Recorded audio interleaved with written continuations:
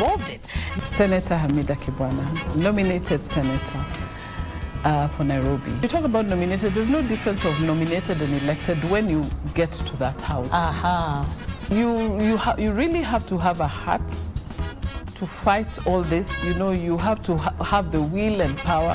See 2/3 tu mutuangalie muingize kitu yoyote ya wanawake ndani so that you know we can garner. And to be honest, let me tell you, for me to be nominated, I hold my head high. You know, you take care of yourselves. The other thing, don't rush for, you know, material things. Our girls nowadays, niko na mbabas. Why would you think that only men can do that? And some of us didn't grow to that. And where can't I take myself now?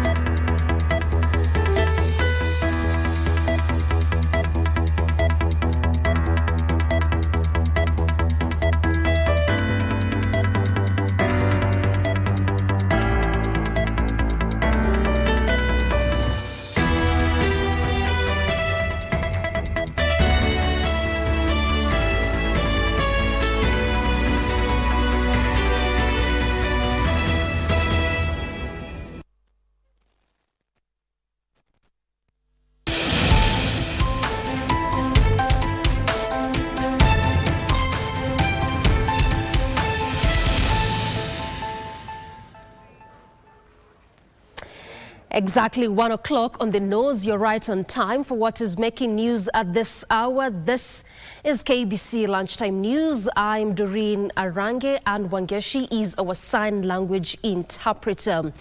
In our section of ward representatives from Nyandarua County have distanced themselves from an impending impeachment motion against Governor Moses Kiarie, popularly known as Badilisha.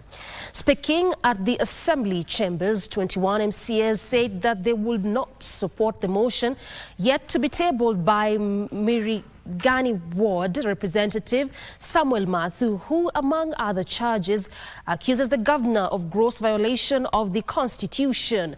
The MCAs, led by the leader of Majority Mwangi Nyaga, termed the move ill-timed and that the leaders ought to focus on development and not political sideshows. The County Assembly of Nyandarua has 41 ward representatives.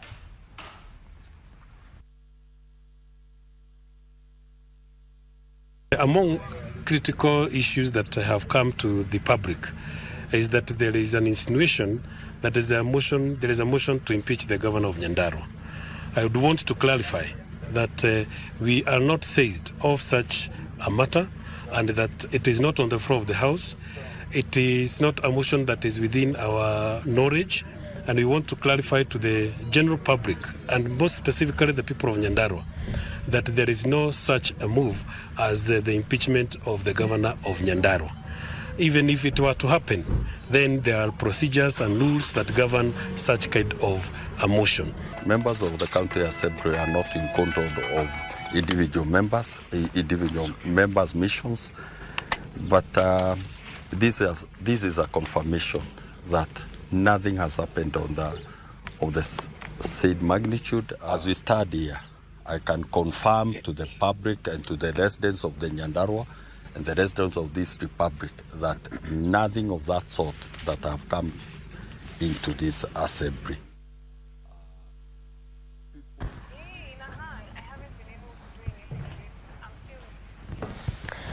46,000 youth in Kenya, Ethiopia, and the Netherlands are said to be equipped with essential skills in refurbishing old textiles and production of traditional fabrics in an initiative dubbed Wear the Green Future. Funded by a non-governmental organization, AFCON, during the launch of the Kenyan chapter of the 2-year project, AFCON announced it will also collaborate with technical and vocational education and training institutions in Kenya to incorporate green skills and circular economy principles into fashion and textile curriculums to reduce carbon footprint. Maybe you graduated, you have a PhD, you have degrees. Don't lose hope in life. There are a lot of stuff that you can do. There are a lot of things that you can do out here. So don't be there waiting for a perfect job. You can start by the way whatever we are doing right now. We are just giving old clothes or discarded outfits new life, and we resell them again. As a ministry, currently we have bills in Parliament, which is trying to make business environment better.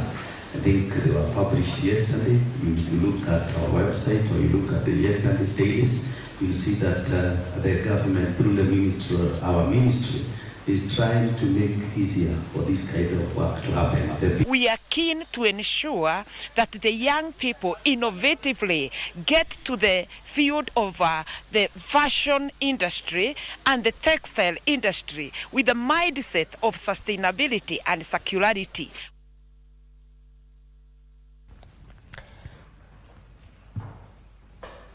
Detectives in Nakuru County are investigating what is believed to be a child trafficking ring after 2 children were rescued from a rented house in the Mully area. The 2 boys, aged 16 and 17 years, say they had been locked in the house for the last 6 months, where they were undergoing radicalization. The boys were rescued through the intervention of members of the public who monitored the events and arrested 2 young men found beating the 2 young boys using a break wire cable. Menengai Location Assistant Chief Titus Mugo has asked parents to keenly monitor their children's behavior to ensure they are not recruited into terror groups.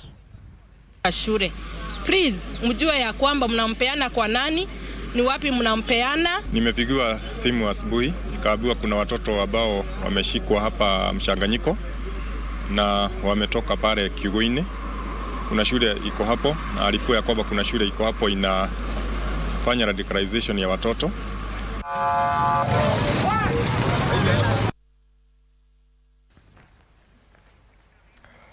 And our police in Kajiado have intercepted a vehicle and recovered stolen items after pursuing 2 burglary suspects who escaped death by a whisker when their car veered off Namanga Road at Korompoi Landing into a ditch in a hot detective chase. The suspect, linked to a spate of residential home break-ins, had stolen household items and electronics in Sapashina Estate within Kajiado Township.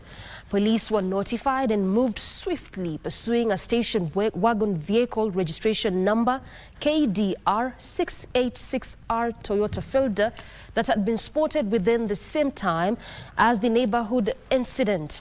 Police recovered 3 43-inch TVs, a laptop, 2 mobile phones, bunches of keys with 100 pieces, different number plate stickers with various numbers and letters, 2 steel metal bars and other assorted items. Serikali yetu tusaidie. Watu wametusumbua sana. Wametusumbua. Wanaona wamekuja hapa, wameibia mtu kutoka hapa Kajiado, wamefuata polepole na wametorokea hii pande ya kwenda hapa Global Estate, wameenda sio wamefukia wapi? Wameenda kabisa. They were driving carelessly. Speed ilikuwa juu. Before mguu ikabust, then mguu kubust, walikuja wakaingiza gari hapa penye mmeona gari iko hapa.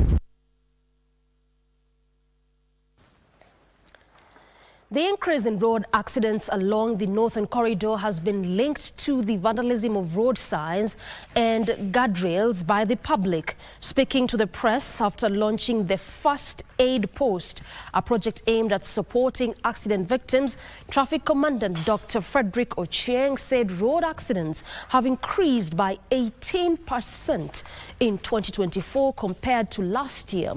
He highlights vandalism of road signs as a significant factor besides poor road use.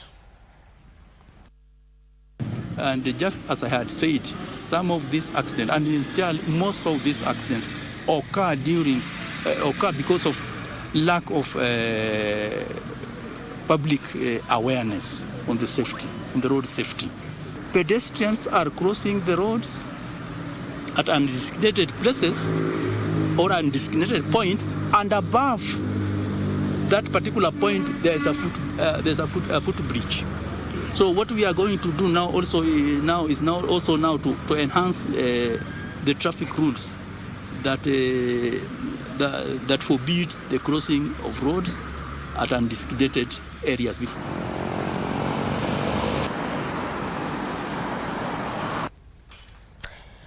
Mully Children's Family in Yatta, Machakos County has celebrated 35 years of saving children from the streets and restoring hope to the hopeless.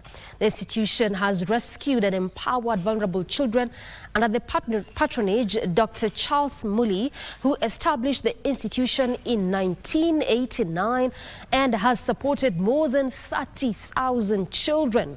The family provides shelter, supports and educates mostly the abandoned, underprivileged, disadvantaged and neglected children.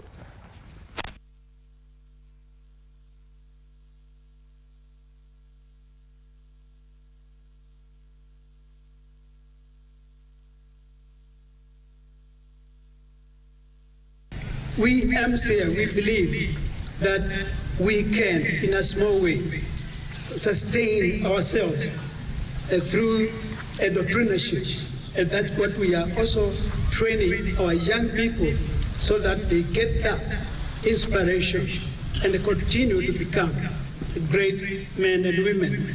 And because what we need is unity in Christ Jesus. And again, loving those who cannot be loved, the very poor of the poorest. Those are our target group that we need to reach out to them.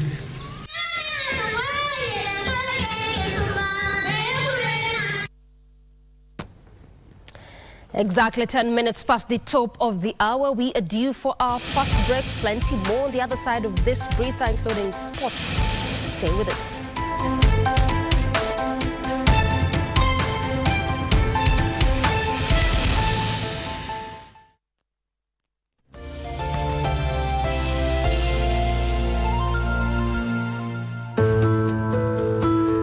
Many workers access their retirement benefits when switching jobs, unaware of the impact it has on their future. Taking out your retirement savings too soon reduces the income you will have when you retire, leaving your future less secure. Have you thought about the lifestyle or income you want to retire with?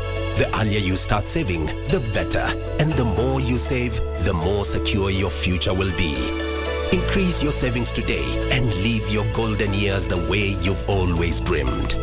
For more information, visit our website www.rba.go.ke, call our toll-free line 0800-720-300 or email info@rba.go.ke. Secure your future. Secure your peace of mind. RBA, safeguarding your retirement benefits. Are you looking for a brand-growing outdoor advertising with beautiful simplicity and an artistically inspired choice? Look no further. Our 40 years of credible reputation and experience will give you exceptional brand traction. Kucha hapa. You better have my money. You better have my money. Listen to this. Atito and Kemuntu. Why doesn't Mr. Sanjay address me with decorum? It might look bad, but my heart is alive for you. Na wapi chocolate? Chocolate vitu gani? We are located at Corner Plaza, 4th floor on Parklands Road. Take Talk. Get your brand on the talk with City Clock. Kona kwa kwenda wewe mi senti. Kisha senti sana. Nilionileta hapa ngukushauri wewe tuende zetu hospitali. Ukaangalia hali ya mtoto. Lakini kama ni huko mimi, darling senti. Wewe nenda, ukirudi unaambie. Wewe wafikiri mambo yote unayofanya huko mtaani ambao unaonekana nao ambao uko nani ambaye hayajui. Wewe sio umeathirika wewe nini Zito wewe? Tuingie ndani tu. Tuingie ndani tufanye nini Zito? Kila ambacho tutakuongea kiongelele hapa nje. Siingie ndani mimi. Kwa nini umeenda nyumbani kwangu ukachukua gari langu bila mimi mwenyewe kujua? Tumezungumza lini kuhusu mambo na magari? Zito ameenda nyumbani kwa manager akamwona bibi yake na akachukua gari bila idhini ya manager. Leo hii. Karibu sana kwenye kipindi Sanaa ya Kiswahili. Sala anaanguka chini. Siasa anakuja na wekwa chini. Mzee anakuja na wekwa chini. Anaanguka. Kiburi kwa mwanadamu si kitu chema kiburi. vijana umepata nafasi za kutosha au fursa za kutosha uongozini, kazi kwako. Ni kwa vijana wana azma ya mabadiliko katika jamii. La, kama vijana hawajapata fursa za kutosha uongozini, upo ufisadi ambao umewafanya vijana kutopata nafasi katika uongozini. Maana wale watu wenye pesa wameweza kuvinunua hivyo vyeo. Mahali, nomino mahali, iko katika ngeli gani? Pakumu. Eleza muktadha wa maneno haya. Kulingana na mimi, ninaona maneno haya ni ya Sara. Alikuwa anamwambia Dina walipokuwa nyumbani kwao. Change is here. And this shift is about many things. The country's shifting. This is Kenya's vision, the journey to development. KBC is going to be the home to realize, to discuss, to share ideas about this shift and to know where our country is going. We dissect the rumors. We clarify the perceptions. A clear picture of the status quo. Change is indeed here. Everything is shifting. The shift.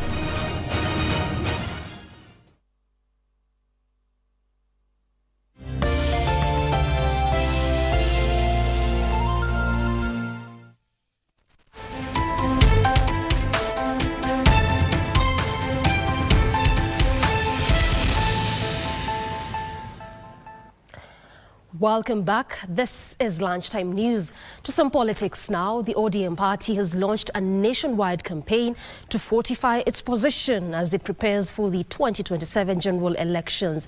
Part of the plan is to strengthen its structures from the local to regional level ahead of the general elections. At a meeting with ODM delegates in Migori County, the party's acting leader, Professor Peter Anyang' Nyong'o, and national chairperson Gladys Wanga, along with Migori Governor Ochilo Ayako, emphasized that the party is on a determined path to secure leadership in the country in 2027.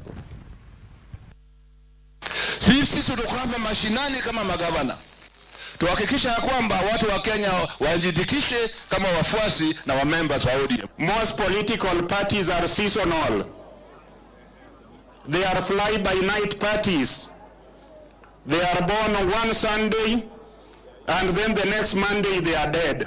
We were in NASA 2022. We were in Azimio.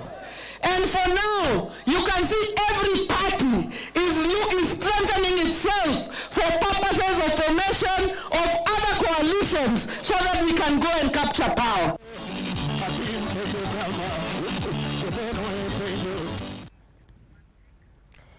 The Mombasa County government is calling on importers of plastic materials and companies using plastic packaging to fully comply with the extended producer responsibility regulations.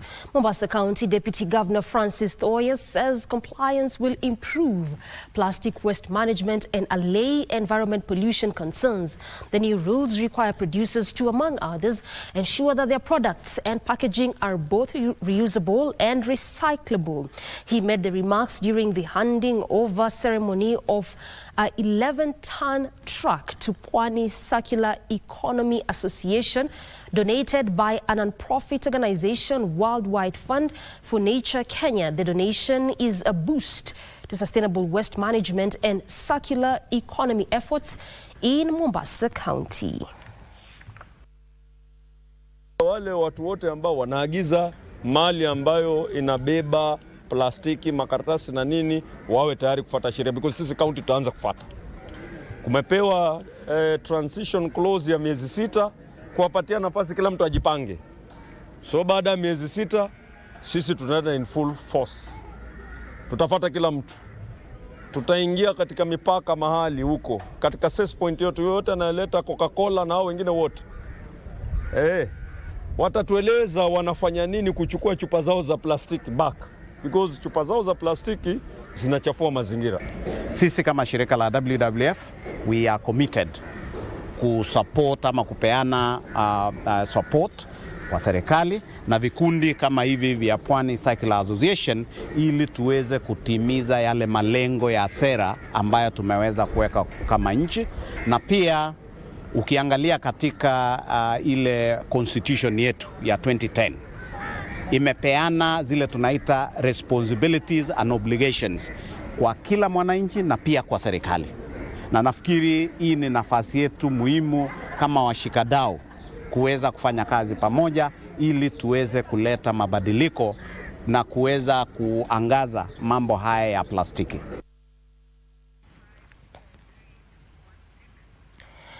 Now, a section of Baringo lawmakers are calling on the clergy to be truthful in their criticism of the government. Led by Baringo woman MP Florence Jematia, the leaders argued that every criticism should be based on facts and must be progressive in nature. The legislators who spoke in Kabarnet during the Baringo Digital and Innovation Summit said the bishops should not be seen to be dividing the country. Much as you can criticize, always know this work is not easy and there's no any easy job in this world. As you criticize and you always condemn, know that the society is also looking up to you. I want to tell the bishops of Kenya, let them concentrate on their work. But Mumias East MP Peter Selassie has thrown his weight behind the religious leaders, faulting the government for what he says is consistent neglect of the economy. Sasa sisi tunataka kusema kwamba kuambia serikali ya Kenya Kwanza, these are the bishops who endorsed them and they must also listen to them. I want to tell the bishops of Kenya, let them concentrate on their work. In Nairobi County, the Communist Party of Kenya is calling on Kenya to join hands in demanding better leadership from the government. I want to encourage the Communist Party of Kenya to be true to the ideology, ili waweze kuungana na sisi kama concerned citizens movement. Tuungane pamoja. The Communist Party of Kenya is holding a delegates conference in Nairobi to adopt strategies that will strengthen the political outfit. The county government of Busia, through the National Government Affirmative Action Fund, has pledged its commitment in transforming the lives of people with disabilities through empowerment projects in a bid to uplift their livelihoods. During the official commissioning of the land for the construction of a PWD's office at Kamolo in Malaba Ward, Busia County Woman Member of Parliament Catherine Omanyo called for well-wishers to support initiatives that empower people with disabilities.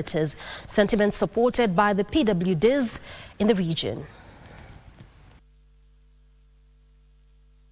Tumeleta mabati kwa kila ward. Hii mabati tumeleta, yenye mama ameleta, tumeangalia kwa kila ward.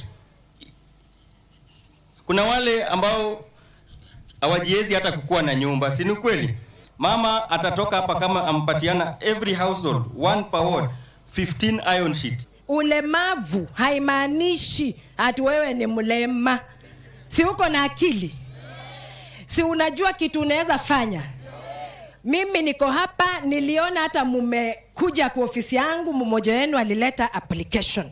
Na leta pia 1,100 pap.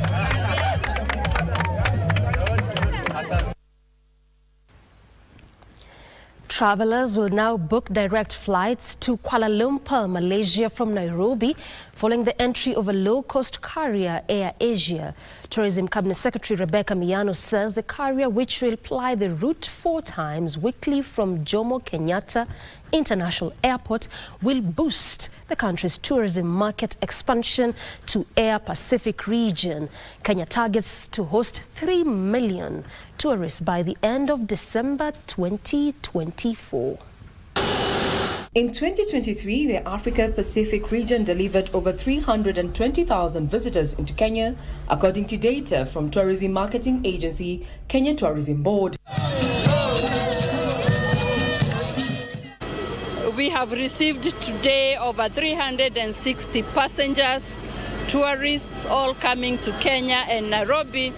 This will greatly contribute to the target that we have of increasing our numbers to 5 million by 2024. 27. The entry of AirAsia is deemed a game changer, with stakeholders banking on it to tap the vast Asia-Pacific tourism market that extends all the way to Australia.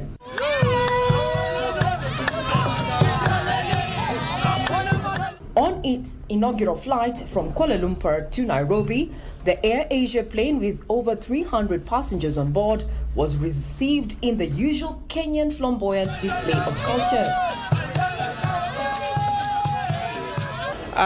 Flight will really help to increase the number of tourists, not only tourists, businessmen, students to travel between Kuala Lumpur and Nairobi. The travelers are expected to visit famous tourist attractions across the country, including the Masai Mara, Mombasa and the Nairobi National Park. What we bring is value.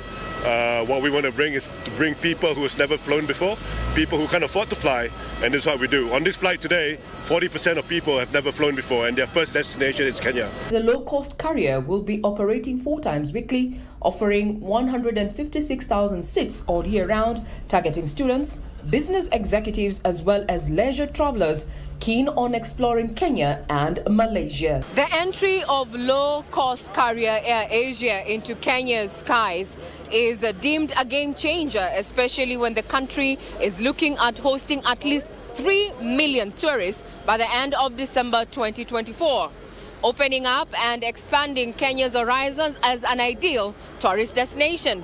I'm Regina Manyara reporting for KBC Channel 1 from Jomo Kenyatta International Airport.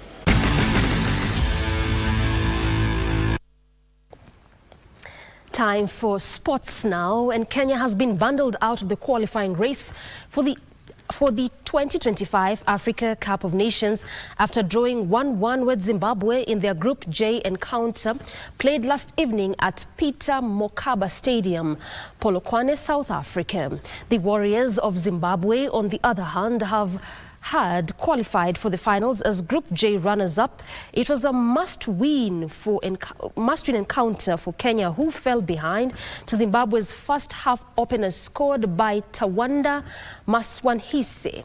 Kenya had a chance to get back into the match, but Jonah Ayunga spanned his chance as Zimbabwe led 1-0 at halftime. On resumption, Kenya was eager to have their dominance count and managed to equalize through Jonah Ayunga in the 52nd minute. Despite intensifying efforts to find a winner, Kenya couldn't break Zimbabwe's defense and had to settle for the draw that sent Zimbabwe through the AFCON 2025 finals. Kenya will face Namibia on Tuesday in the final Group J qualifier in South Africa, while Zimbabwe will play group leaders Cameroon. Zimbabwe now joins a dozen other countries that have already sealed their slots in the continental finals with a match to spare. First goal for Ayunga for his national side. Couldn't miss from there. It goes no further. Zimbabwe have qualified for the 2025 Africa Cup of Nations. A draw is enough.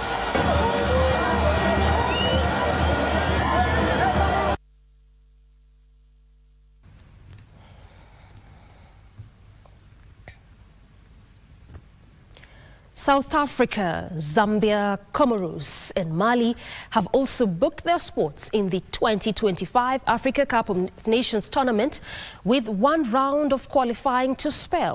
South Africa moved to the top of Group K following a 2-0 win against Uganda at the Mandela National Stadium. Second half efforts by Thapelo Morena and Patrick Maswanganyi saw Bafana accumulate 11 points after 5 matches played so far.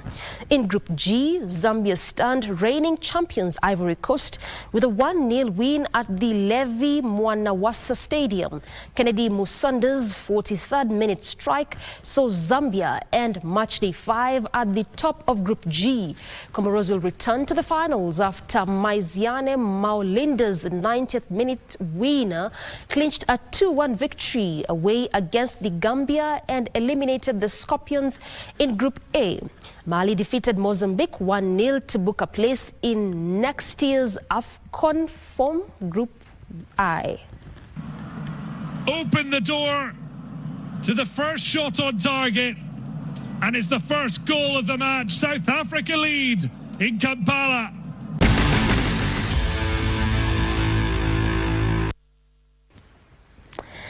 Time for us now to exit and sit ground for the next program. This has been KBC Lunchtime News. Appreciate you for your valid company.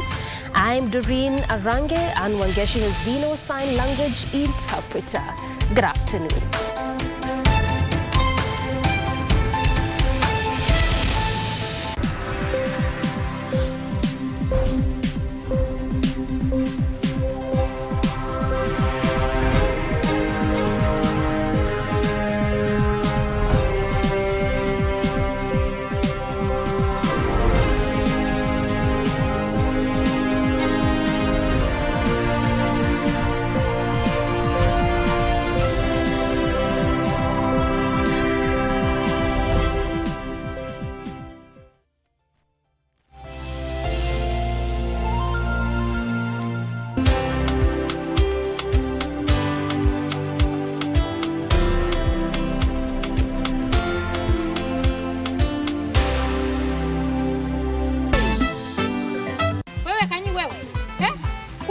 You better have my money. You better have my money. Listen to this. Atito and Kemuntu. Why doesn't Mr. Sanjay address me with decorum? It might look dead, but my heart is alive for you. Na wapi chocolate? Chocolate vitu gani? Chocolate ya nini? Upige magoti, usimame, urare sini frat, ama upige nduru, ama utembea kutoka hapa mpaka Uganda. I am not here for any of this, and I will not accept your plastic flag. Just do it quickly and painless. Watu wangapi wanajua hii maneno? Ni yeye, mimi na wewe tu. Hiki tunataka iwe kati yangu na wewe. Nishapata solution ile job. Ngapi tunajimu, hauniambii, zikisha backfire ndio unanikumbuka. Let's go, toka. Wewe mkuja kunipigia simu, hii si nyumba yako. Twende. Ni port kama hawa wakute mapema before wakukute. Nitamaliza kabla hajatumaliza. Kabla umfikie. Na kwa nilishakamaliza kitambo. You're not ready for what's coming your way. You know what? Jackie needs to be taught a lesson. Jackie needs to be taught how to shut up. Nini? Ndamaliza mmoja kwa mwingine. Thank you. For what? For being the voice of reason when I need it.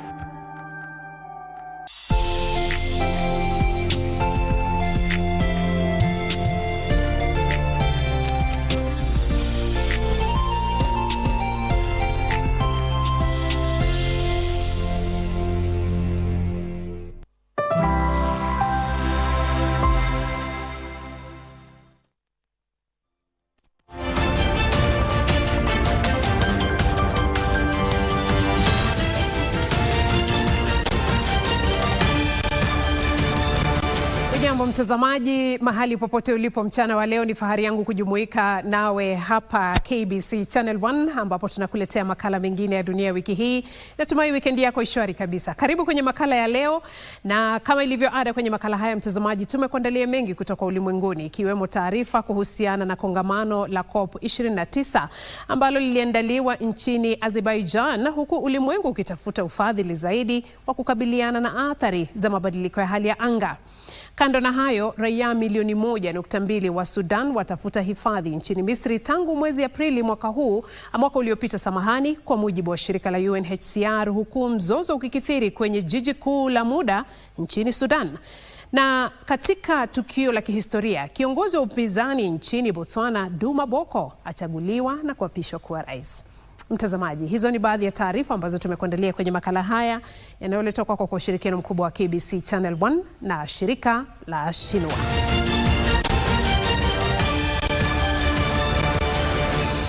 Karibu sasa kwenye makala haya mtazamaji, dakika ni 30. Mimi naitwa Beatrice Gatonyangetich. Karibu mtazamaji. Tunaanza na taarifa kuhusiana na kikao cha 29 cha kongamano la pande husika kwenye mfumo mkataba wa Umoja wa Mataifa kuhusu mabadiliko ya hali ya anga au COP29 kinachoandaliwa katika jiji kuu la Azerbaijan, Baku. Tazama. Kongamano la mwaka huu kuhusu hali ya anga linanuiwa kutafuta lengo jingine la ufadhili wa juhudi za kukabiliana na athari za mabadiliko ya hali ya anga, kuchukua mahala pa lengo lililoko la kutafuta na kutoa dola bilioni 100 za Kimarekani kila mwaka lililoafikiwa na nchi zilizostawi ili kuzifadhili nchi zinazostawi. Kongamano hilo lilianza tarehe 11 mwezi huu na litakamilika tarehe 22 mwezi huu, na litaangazia pia masuala kama vile soko la gesi ya kaboni na pia mpito wa kawi duniani kutoka utumiaji mafuta. Lengo hilo jipya ni sharti liweze kushughulikia changamoto za dharura, kwa mujibu wa Muhtara Babayev ambaye ni rais mteule wa COP29, aliye pia waziri wa ekolojia na maliasili wa Azerbaijan kwenye sherehe ya ufunguzi.